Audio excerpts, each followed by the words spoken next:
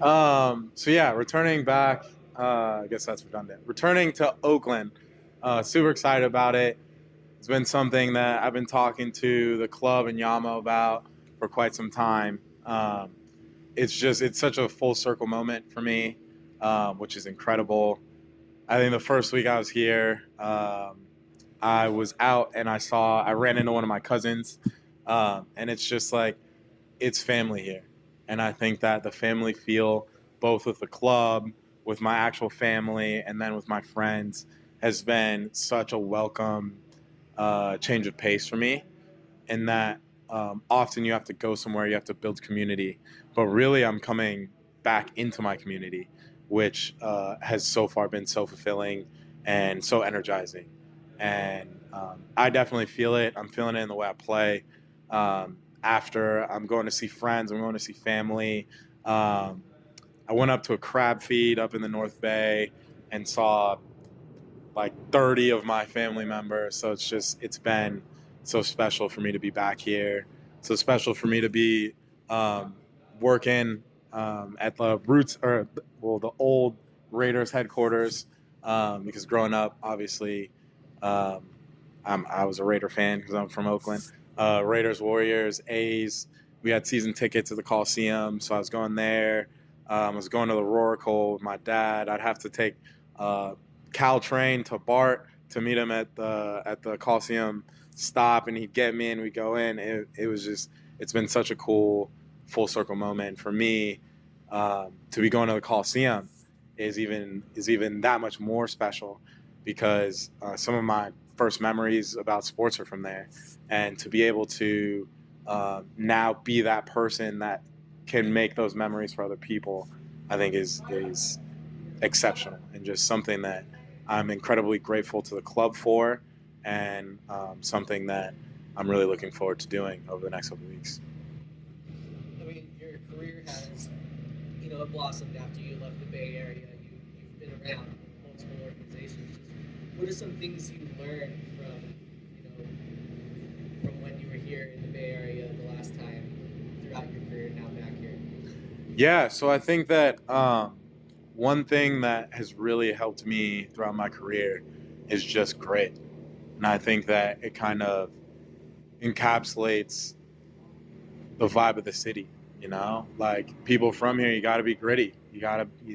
It's not, there are times when it's easy and times when it's hard. And I think that that's life. And I think that the people here really, they know how to fight for things. They know how to be knocked down and get back up. And I think that that's something, that chip on my shoulder, that fight, that grit, is something that I took from the Bay Area, um, and kind of internalized. And it's helped me fight through difficult situations, but it's also kept me grounded when things are going well. And I think that it's important always to find your grounding, And I think that there are times where, when you do find success, or when you're maybe hitting a patch of failure, you can get lost in the noise. And I think that the people that I've had in my community, in my circle, have always kept me grounded. And I think that um, that's been special for me, and that's been something that I think is a bit of a cheat code, if you will, because I know that not everybody has that, and I'm incredibly fortunate to have that. So. So there's a lot of organizational success, right? Moving here to say to a place where the Raiders practice, going to the Coliseum, like you guys are expanding, right? But for you, what would a successful season look like for you, whether it's on the field, off the field? What does success look like for you? I'll go on the field, winning a trophy. I think that should be our goal every season, to win a trophy. We have the resources, we have the players, we just need the performances, and I think that we're building into that with the group that we have. And I don't want to say too much about people who are coming in, but I think that we should have an incredibly competitive side. And I think that for us, anything short of a trophy for the city um, is going to be, it's not what we're looking for. We're looking for trophies. We're looking for hardware. We want to win. And I think that that should be our goal. That should be the only thing in our mind. And it's a marathon, not a race, obviously. There's going to be ups and downs. You're not going to win the trophy in the first week. but I think that we can definitely set the standard with our energy and our mentality and our attitude towards every training, every practice, and every game. And if we show up with that, we're consistent with it, I don't see why not us, you know? And I think that we need to change that in our heads. Like, why not us? Why can't we win everything? You know, like, don't go into it being like, oh, I want to make the playoffs. Oh, I want to do well. Go into it thinking, why not us? Why can't we win it? And I think that having that mentality, but also bringing the grit and grind that we get from the city, I think it puts us in a good spot to do that.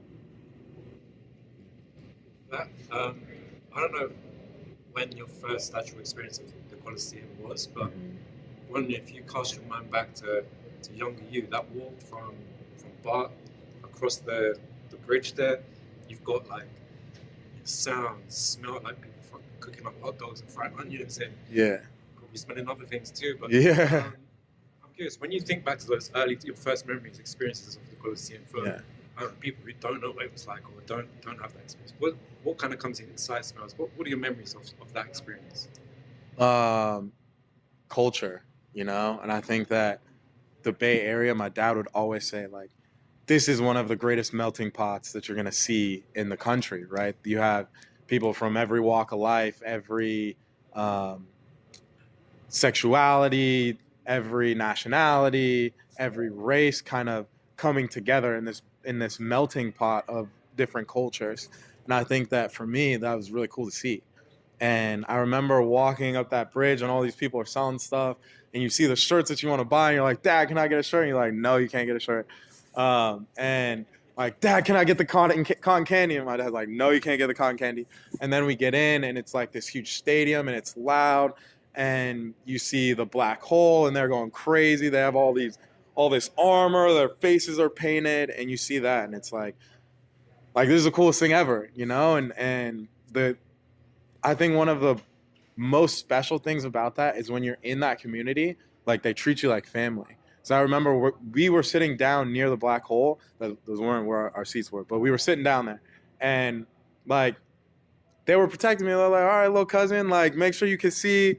And it was just such a cool thing. Like I always felt like those were like aunts and uncles when I was there, because they're always looking out for you. They always have your back, and I felt like that was such a cool place to be. And it was a place to be, you know. You wanted to be at those games. You wanted to go watch, regardless of how well the team was doing. And even when the team wasn't doing well, it was still a community. I remember we were going to the Oracle and we stayed after with all of like the season ticket holders, and like Monta Ellis and Steph Curry and all these guys were like staying after at the end of the season being like, yeah, we didn't get it right this year, but we're going to get it right. And like, I remember those moments being like, oh, like he's talking to me, you know? So then now to have the opportunity to be that guy in the city is incredible for me. There's so many local high school sports teams over the last 15, 20 years. The Coliseum and Oracle has kind of been like the pinnacle where the football championship is at the Coliseum, or the basketball team gets to play at Oracle. Was there ever a point in your childhood you're kind of like, I want to play here, or dream to play here? Or how has your experience been when you finally figured out, oh, I finally get to play in that building that I went to as a kid? So my family's a sports family. My dad played college basketball. My brother played college soccer. So it's like growing up, we were always like out in our backyard, like playing basketball or playing soccer or playing home run derby. And that stuff, we would always pretend like we were in the Coliseum, or always pretend like we were in the Oracle, and then we'd count down and you'd be shooting against the Knicks or whoever it was, and you were somebody on the Warriors. So then for me to have that opportunity to come back, when they called me and they're like, yeah, we're going to be playing the Coliseum, I mean, it's a no-brainer for me, because it's like that was the dream that I didn't even know could come true, you know? Like that was just something as a kid that like you do. Your favorite sports team, you pretend to be somebody on the team, you cross up like an air defender and you shoot a fadeaway, you know? Or like, me for goalie is hard, but when I was pretending to play play forward and you think, oh, I'm at the Emirates, right? Like you don't really think, oh, I'm gonna get to play in the Coliseum. Or when you're like at my cousin's or my grandparents' place in Sacramento, every Thanksgiving we'd play like touch football, and again you pretend like you were somebody on the Raiders, you know, and so you're putting yourself in that environment, and you never think, because I didn't play baseball, football, or basketball, I was like, I'm not, probably won't ever play here, you know. So then when you get the opportunity to play here, like it almost supersedes everything. It's like there's so many things in your career that you like want to do and you imagine that you can do, and then something pops up and it's like, oh, I can make history, I could really do this. And for me, that's a huge draw. Just being back home, huge draw. So I'm incredibly excited. I want to make it a fortress. I want to make it like everything that I saw when I was growing up. I want to make it that and something more. And I'm really excited for that. And I hope to be able to make it that for many, many years to come. Not just like this year, not just next year. Like I want to be like that new Oakland dynasty where we're winning things, where we're there every year, where kids are coming in wearing my jersey in Oakland. Like I want that. And so hopefully we grind it out. We get the right mentality. We get all the pieces coming together, and that vision can come to fruition. Yeah, I grew up a Raiders fan too. The Roots supporters, the fans, they're really trying to, bring that energy back. You played Roots once before. Just what has been your impression of the fan base? No, they're great. They're great. I remember, the first thing that we had to kind of contend with was the turf. That turf was unique, that turf was unique. It was unique, So going there, you're like, all right, I'm going to Oakland, and you have family members going in there, but like going in for me, I'm like laser focused. I'm trying to win this game. So to not have that turf and to be in the Coliseum on some nice grass is going to be pretty dope. One. But then, going in, they had fans, they had banners. It was a great atmosphere. And I think that allowing like more of that in, because we'll be in obviously a bigger space, and allowing more people to have the opportunity to come will also give, I think, greater appeal towards the overall atmosphere. But yeah, I think Oakland fans are like true fans, because you've really been through it. You've been the ups, the downs, the everything in between. Like, I want to see people there. I want to see people riding for us, and I already know they are. They showed clips when I first got in. Team went through a losing streak. They're still there chanting. Hopefully we don't have to experience that. Hopefully it's only winning streaks. But, just to see that like that same loyalty is eternal, like that's what you play for. I just wanted to ask, there's a story I heard about from, I don't think there's any professional sports teams that let media officers dictate transfer policy or recruitment decisions. Mm-hmm. I'm curious if you could just give us a bit of a backstory of how, before you go back with Tommy, some of those carpool days got to soccer practice. I don't know if he's playing jazz on the or whatever. That was with his big brother, but yeah. Okay, so yeah. Just curious, like how far back you go. Was there ever a moment where, I don't know, you're getting messages and you're like, okay, I'll see what I can do. I promise I'll try to come in one day.